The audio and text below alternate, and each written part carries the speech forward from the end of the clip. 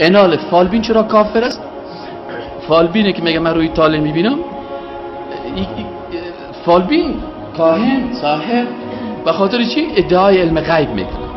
مثلا میگه بگیم او فلانی خان آجی صاحب با که یک فالتا ببینم اینه بخیر 6 ماه بعد یک زن میگیری بزد استاد راسخ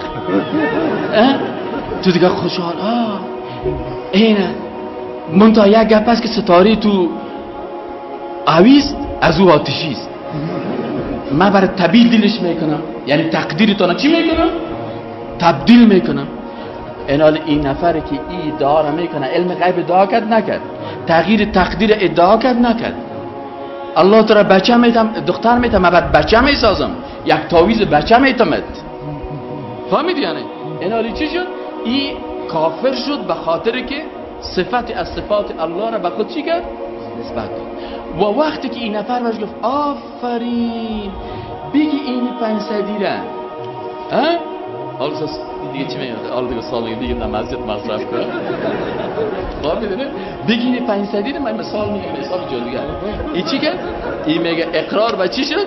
اقرار به زبان کرد نه خوب گفتی جادوگر سه.